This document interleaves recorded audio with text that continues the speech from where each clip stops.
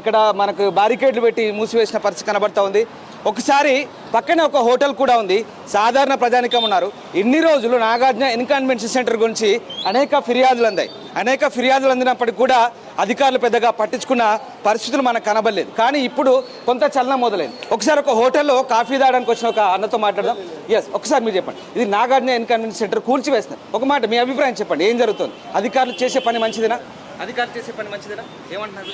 Right, ఈయన మాట్లాడిన right. ఒక్కసారి అధికారులు చేసే పని మంచిదని మీరు అనుకుంటున్నారంటే కొంత ఇబ్బందికర పరిస్థితి. అంటే వాళ్ళ స్థానికులు బహుశా అయి ఉండరు. కొంతమందితో మాట్లాడే ప్రయత్నం చేద్దాం, మళ్ళీ కొంతమందిని ఇక్కడ మనం మాట్లాడే ప్రయత్నం చేద్దాం. ఏం జరుగుతుందని మాత్రం ఆసక్తిగా గమనిస్తున్నారు. కామెంట్ చేయడానికి కొంతమంది బహుశా అవగాహన లేకనో భయపడో ఇంకో రకమైన దాన్ని మనం ఎక్స్ప్లెయిన్ చేయలేం. కానీ ఒక బ్రదర్ ఒక నిమిషం, రైట్, ఓకే.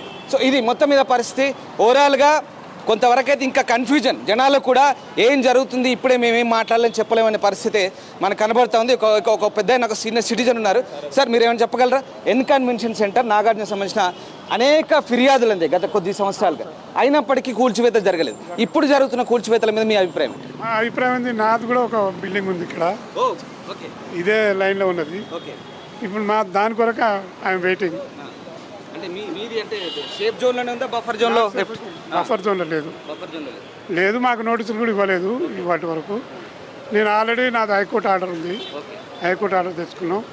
ఇక దాన్ని చూపిస్తామని అనుకుంటున్నాం, అంతకంటే ఎక్కువ ఏం లేదు. సరే, ఇప్పుడు ఒక మాట, ఇన్నేళ్లుగా ఎన్ని ఫిర్యాదులు వచ్చినా గత ప్రభుత్వం పట్టించుకోలే కూల్చివే.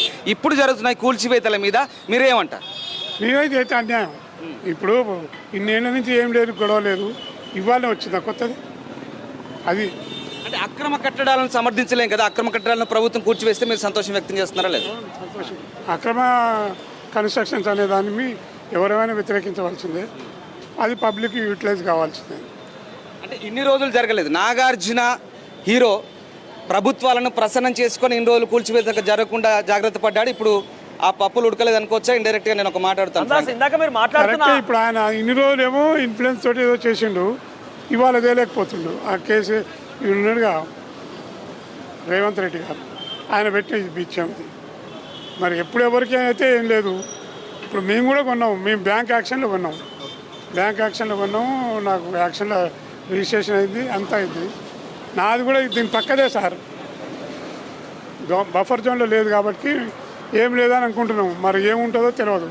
అంటే రామదాస్ ఆయన ఉందని చెప్తున్నారు కాబట్టి స్థలం కూడా ఉంది. మనోజ్, హైకోర్టు ఆర్డర్ కూల్చివేయడం తీసుకొచ్చుకున్నారా? ఎందుకు తీసుకొచ్చుకున్నారు హైకోర్టు ఆర్డర్? ఆయన కూడా అంటే హైకోర్టు ఆర్డర్ గతంలో వాళ్ళకి ఎలాంటి నోటీసులు అయితే రాలేదని చెప్తున్నారు.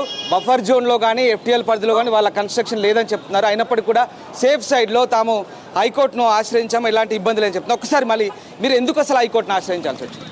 నేను అసలు యాక్చువల్గా రిజిస్ట్రేషన్ కావట్లేదు. రిజిస్ట్రేషన్ కాకపోతే మేము బ్యాంక్ మీద కోర్టు కేసు వేసాం. బ్యాంక్ వాళ్ళు అమ్మిండు కదా, అమ్మినప్పుడు రిజిస్ట్రేషన్ చేయరు. దాంతో నేను బ్యాంక్ యాక్షన్లో ఉన్నాం. వాళ్ళు రావటం లేరు, రిజిస్ట్రేషన్ చేయడానికి రావటం లేదు. మీరు డబ్బులు తీసుకున్నారు, అన్నీ అయిపోయినాయి, మరి రిజిస్ట్రేషన్ ఎందుకు చేయరు అని అంటే అప్పుడు వాళ్ళు వచ్చిండ్రు, రిజిస్ట్రేషన్ యాక్సెప్ట్ చేశారు. రైట్ మనోజ్, ఈయన చెప్తున్న వర్షన్ ఏంటంటే తాము బ్యాంక్ వేలంలో భాగంగా ఆ స్థలాలు కొన్నాము, అయినప్పుడు రిజిస్ట్రేషన్ కాకపోవడంతో హైకోర్టును ఆశ్రయించాము, అదంతా లీగల్ ప్రాసెస్ అని చెప్తున్నారు. సో మొత్తం మీద అయితే నాగార్జునకు సంబంధించిన కన్వెన్షన్ సెంటర్ కూల్చివేత ఒక రకంగా కలవరం ఇన్ ద సెన్స్ కలకలం రేపుతుందని చెప్పొచ్చు. ఎందుకంటే ఇది ఒక సెన్సేషన్ అని చెప్పాలి. ఇన్నాళ్ళ పాటు విఐపీల కట్టడాల జోలికి ఎవరు పోరు, విఐపీలను ఎవరు ఏమీ చేయలేరు అనే వాదనను ఇక్కడ మనకు తిప్పికొడుతూ ఇవాళ హైడ్రా చేసినటువంటి చర్యలు దాదాపుగా చాలామంది ఖండిస్తున్న పరిస్థితి. ఒకసారి మనం చూడొచ్చు, జిహెచ్ఎంసీ చెందినటువంటి డిజాస్టర్ రెస్పాన్స్ మేనేజ్మెంట్ వెహికల్స్ లోపలికి వెళ్తున్నాయి. ఇప్పుడే కొన్ని వెహికల్స్ వెళ్తున్నాయి, ఇంకా కొంత మ్యాన్ పవర్ను లోపలికి పంపించి ప్రయత్నం చేస్తున్నారు. ఒక ఆయన ఇక్కడ వచ్చి కారులో ఆగారు. ఆయన ఎందుకు ఆగారని చెప్దాం. సార్, అంటే మీరు ఎందుకు వచ్చారు ఇక్కడికి? ఎందుకు వచ్చారు మీరు? ఎవరికి సంబంధించిన వ్యక్తులు? మీరు ఎందుకు వచ్చారు? మీరు అంటే ఇక్కడ ఎందుకు ఆగారు? మిమ్మల్ని ఎందుకు ఆపారు? అసలు ఎందుకు వచ్చారు? అంటే మీకు ఇక్కడ మీ సంబంధించిన స్థలం ఉందా ఇక్కడ? రైట్, అతను చెప్తుంది ఏంటంటే ఎవరిని వెళ్ళనివ్వట్లేదు అంటున్నారు. బహుశా ఆయన ఎవరికి సంబంధించిన వ్యక్తి మనకి ఇక్కడ క్లియర్గా అర్థం కావడం లేదు. బట్ తనని లోపలికి అలౌట్ చేయలేదంటే ఆయన చెప్తున్న పరిస్థితి. కారులో వచ్చి ఆగారు, చేతిలో కొన్ని ఫైల్స్ మాత్రం ఉన్నాయి. బహుశా ఆ పక్క స్థలానికి సంబంధించిన వ్యక్తి లేదా నాగార్జున ప్రాపర్టీకి సంబంధించిన కన్సర్న్ పర్సన్ అనేది మనకు తెలియదు. That's okay. బట్ ఇక్కడ జరుగుతున్న తతంగానంతా కూడా చాలా ఆసక్తిగా జనాలు అయితే గమనిస్తున్నారు. మనకి మీకు క్లియర్గా చెప్పే ప్రయత్నం చేస్తున్నాం. మనోజ్, లోపలికైతే వెళ్ళే పరిస్థితి లేదు, బ్యారికేడ్ వేసి మూసివేశారు. ఇదంతా కూడా మనం కేవలం బయట నుంచి ఎక్స్ప్లెయిన్ చేస్తున్న సిచ్యువేషన్ ఇదంతా కూడా. ఇంకా వాస్తవ పరిస్థితుల్లో ఏం జరుగుతుందంటే నేను ఒకసారి మీకు మళ్ళీ క్లియర్గా చెప్పే ప్రయత్నం చేస్తాను. నాకు కూడా తెలుసు, నేను ఎన్ కన్వెన్షన్ సెంటర్లో 2-3 ఈవెంట్లకు వెళ్ళాను గతంలో రిపోర్టింగ్లో భాగంగా.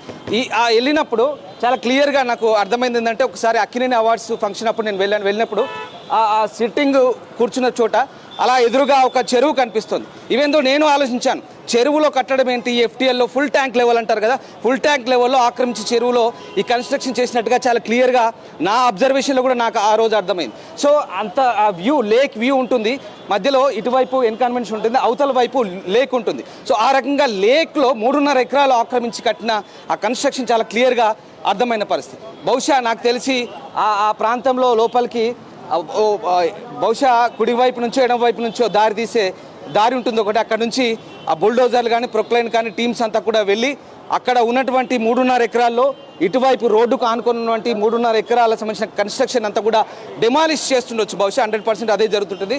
3.5 ఎకరాల్లో FTL 10లో బఫర్ జోన్లో ఉన్నటువంటి ఆ 3.5 ఎకరాలని ఖచ్చితంగా దాంట్లో ఉన్నటువంటి కన్వెన్షన్ హాల్ ని, దాంట్లో ఉన్నటువంటి సీటింగ్ ఏరియా కావచ్చు, మేబీ ఆ ప్రాంతాన్ని కూడా డెమాలిష్ చేస్తుండొచ్చు. అక్రమ కట్టడాల పేరిట ఇక్కడ వీటిని కూల్చివేస్తున్నారు సరే, కానీ ఎప్పుడైతే వాటి కన్స్ట్రక్షన్ చేయడం ప్రారంభించారో అప్పుడు అధికారులు వారికి పర్మిషన్ ఇచ్చే ఉంటారు కదా. పర్మిషన్ ఇచ్చిన అధికారులు కూడా ఇక్కడ కొంత వాటా తీసుకుని ఉంటారు, కొంత కమిషన్ కూడా తీసుకుని ఉంటారు, కొన్ని అనుమానాలు, కొన్ని ప్రశ్నలు కూడా తలెత్తుతున్నాయి.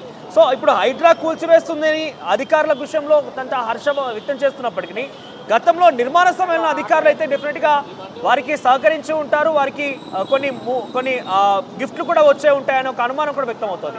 వాటి విషయాలు ఏ రకంగా చూడాలి మనం?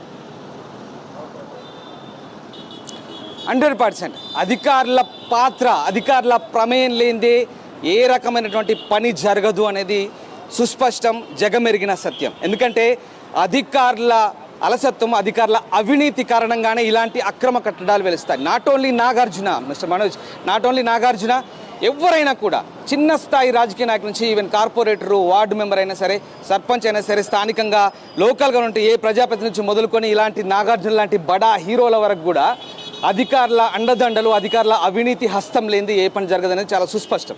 ఈ రకంగా ప్రస్తుతానికి అవినీతి అధికారులను బాధ్యులను చేస్తారా ఇంత మేరకు అంటే దానికి సంబంధించిన క్లారిటీ అయితే లేదు. ప్రస్తుతానికైతే అధికారులు కూల్చివేత ప్రక్రియనైతే జరుపుతున్నారు. కూల్చివేత ప్రక్రియ అయితే ప్రస్తుతానికి కొనసాగుతుంది. ప్రస్తుతానికి ప్రభుత్వం దీని మీద మాత్రమే దృష్టి పెట్టింది. కూల్చివేతల ప్రక్రియ పూర్తయిన తర్వాత దీనికి బాధ్యులు ఎవరు, గతంలో వీటికి అనుమతులు ఇచ్చిన అధికారులు ఎవరు, ఎవరి హయాంలో ఈ అనుమతులు ఇచ్చారు, దాంతోపాటు దానికి దారి తీసిన పరిస్థితులు ఏంటి, ఆ క్రమంలో ఏదైనా అవినీతి జరిగిందా, వాళ్ళపై కూడా చర్యలు తీసుకునే అవకాశం లేకపోలేదు. 100% ఖచ్చితంగా ఉండే ఉంటుంది. ప్రస్తుతానికైతే పూర్తి స్థాయిలో అక్రమ కట్టడాలను డెమాలిష్ చేసే పనిలో భాగంగానే ఇక్కడ హైడ్రా ఫోకస్ చేసినట్టుగా మనకు అర్థమవుతుంది.